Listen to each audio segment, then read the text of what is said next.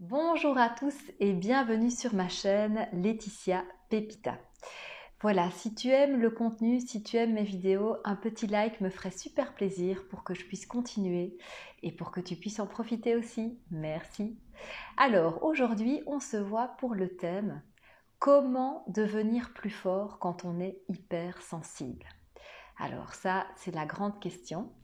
Pour moi, la première chose très importante, mais voilà, ça paraît simple et ça l'est pas forcément, c'est déjà de reconnaître et d'accepter cette hypersensibilité. Là, je m'adresse notamment aux chasers, donc ceux qui sont sur le parcours de flammes jumelles. Pourquoi je dis ça? Parce que on peut, entre guillemets, avoir depuis toujours cette sensation qu'on est hypersensible, mais en réalité ne pas réellement l'accepter. Et bien au contraire, alors qu'on est hypersensible, ne pas savoir quoi faire de ces émotions et ne pas non plus les vivre réellement. Et donc là, je m'adresse à tous, flammes jumelles ou pas. C'est vraiment la première chose à vous poser comme question, c'est déjà de vous dire, ok, il y a une part de moi qui pense ou qui ressent qu'elle est hypersensible, mais quelle est la place que je donne réellement à mes émotions dans mon quotidien? Parce que c'est pas parce qu'on est hypersensible qu'on donne réellement de la place à ses émotions, et pourtant, peut-être plus que d'autres personnes, on a besoin, vraiment besoin d'aller ressentir ses émotions.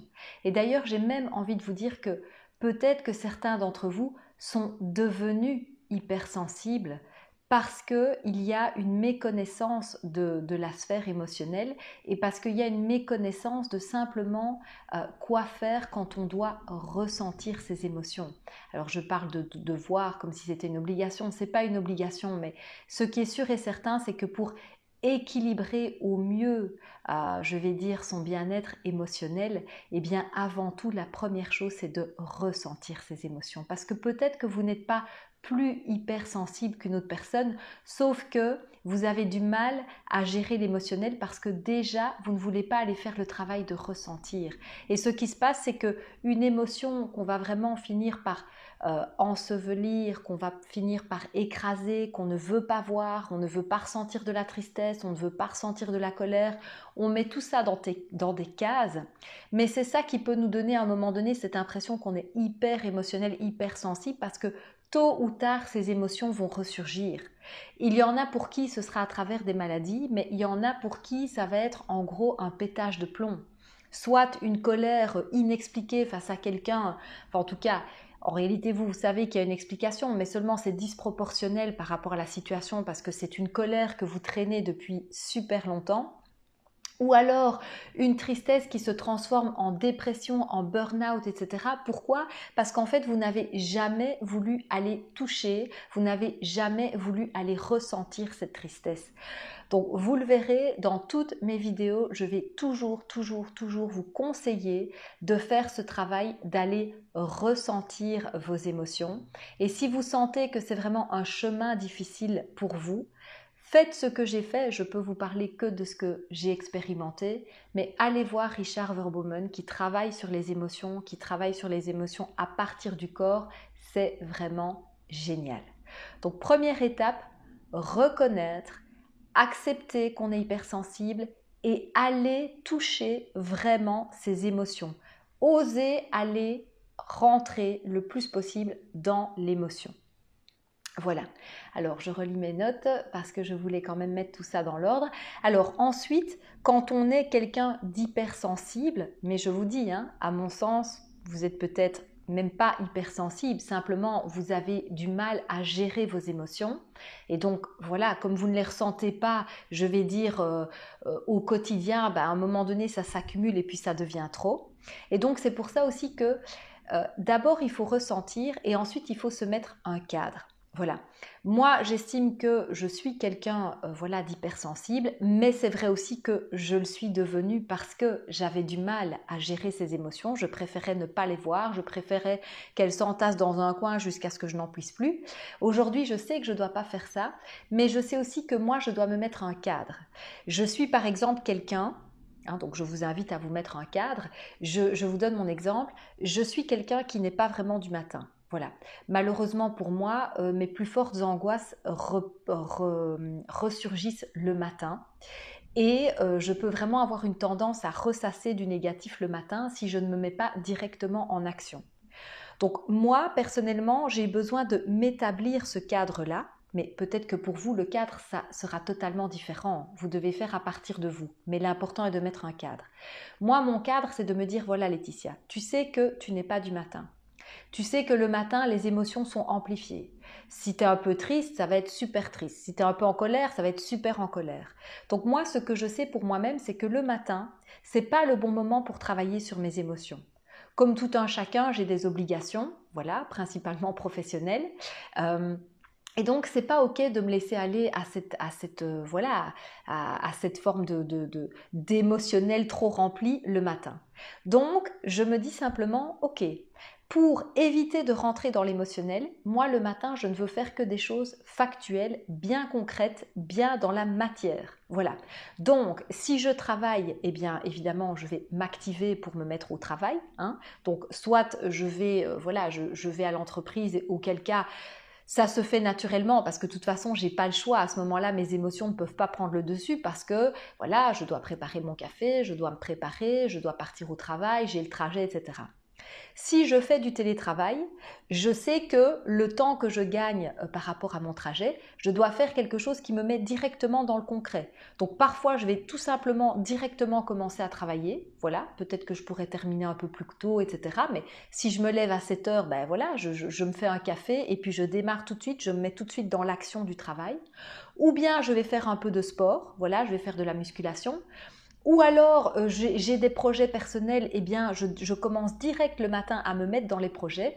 Mais en tout cas, vous voyez, là, je cadenasse mon émotionnel parce que je sais que c'est trop pour moi. C'est quelque part, il y a quelque chose qui n'est pas tout à fait juste parce que en général, quand je peux démarrer comme ça la journée sur de l'action, si réellement il y a des émotions qui doivent encore sortir, elles vont ressortir plus tard dans la journée, mais déjà en étant apaisée. Vous voyez ce que je veux dire? Parce que moi, ces angoisses du matin, en réalité, ne sont pas réellement, je vais dire, liées à un événement. Parce que si elles étaient liées à un événement, j'aurais pas la même réaction. Voilà. Si la veille au soir, avant que j'aille m'endormir, j'ai vécu une catastrophe, je vais pas le matin directement me dire ah oui, c'est pas normal que tu ressentes de l'angoisse, de la tristesse, de la colère, donc allons-y tout de suite dans l'action. Non. Là, il y a une autre réaction qui est bon, j'ai vécu une forme de trauma la veille, donc je peux prendre soin de moi. Mais si par contre, comme c'est mon cas, c'est plutôt des angoisses qui ne sont pas réellement liées à un fait qui s'est passé dernièrement, là, moi, je préfère me dire, ok, je me mets ce cadre, et si jamais au cours de la journée, je ressens que malgré tous les efforts que j'ai faits pour aller dans le concret, je suis encore dans cet émotionnel, alors là, je sais que cet émotionnel, il a quelque chose à me dire. Là, je sais qu'on est dans autre chose que seulement l'angoisse du matin. Et alors là, je vais m'accorder un moment, mais vous voyez, plutôt en fin de journée ou plutôt le soir, pas juste avant d'aller dormir, hein. Ça c'est pas le bon plan non plus pour un hypersensible parce qu'alors vous allez cogiter, mais on va dire en fin de journée, je vais m'accorder un temps pour de nouveau aller ressentir, écrire, voilà, j'aime bien décrire, ressentir qu'est-ce qui se passe en moi, pourquoi j'ai cette tristesse, cette colère, etc. Voilà. Donc très important de se mettre un cadre et lié au cadre, il faut aussi, s'il vous plaît, faire attention à ses pensées. Je l'ai déjà dit dans d'autres vidéos, c'est pour ça que je recommande vivement le yoga, la méditation, la pleine conscience. Pour un hypersensible, encore plus, parce que si vous êtes comme moi, mes pensées, c'est en arborescence, comme on dit. Enfin, les pensées, ça part dans tous les sens. C'est vrai que mon mental, il me rend fou. Alors, il rend déjà fou un peu tout le monde, mais moi, en tant qu'hypersensible, je pense que c'est accru. Et donc, j'ai un vrai travail de me libérer de mes pensées, principalement les pensées négatives, hein, donc les pensées de peur, d'angoisse, le passé, le futur, jamais le moment présent. Donc, c'est pour ça qu'en plus de me mettre un cadre, j'ai besoin au quotidien de faire des exercices pour recentrer mes pensées. Voilà. Parce que n'oubliez pas, pour un hypersensible, c'est ultra important de savoir ça l'est pour tous, mais encore plus pour nous. Les émotions proviennent toujours de quelque part. Et en général, vos émotions proviennent de vos pensées. Donc, il faut aller voir quelle est la pensée qui a créé l'émotion de tristesse, l'émotion de colère, et allez vous demander d'où vient cette pensée. Est-ce que je suis en train de m'angoisser par rapport au passé? Est-ce que je suis déjà en train de m'angoisser par rapport au futur? Est-ce que cette pensée qui m'est venue, est-ce que là tout de suite dans mon présent, elle est cohérente? Pourquoi elle vient, etc. Donc vous voyez, c'est hyper important pour un hypersensible de faire attention à ses pensées parce que les pensées créent les émotions. Donc si vous avez beaucoup d'émotions négatives, c'est que vous avez beaucoup de pensées négatives, donc vous devez travailler sur vos pensées. Yoga, méditation, pleine conscience. Voilà. Alors, ce que je voulais aussi vous dire, oui, très important quand on est hypersensible, se protéger des énergies. Moi, depuis tout cet éveil spirituel, je me suis vraiment rendu compte que hypersensible va généralement avec hyperempathe et donc je suis très sensible aux énergies des autres. Donc, de plus en plus, il m'arrive quand je quitte quelqu'un de commencer à bâiller extrêmement fort et extrêmement longtemps. Et en général, c'est pas du tout parce que j'ai une fatigue physique, mais c'est parce qu'il y a comme une régulation des énergies. Voilà. Parfois, l'autre personne avait peut-être des énergies négatives et moi, j'ai pris certaines choses. Et donc, il y a vraiment un travail, premièrement, d'élimination. Donc ça se fait naturellement. Je baille. C'est comme si je me remets à niveau. Mais je dois être honnête avec vous. Parfois, malheureusement, le fait de bailler n'est pas suffisant. Je sens que réellement, j'ai comme absorbé des énergies négatives.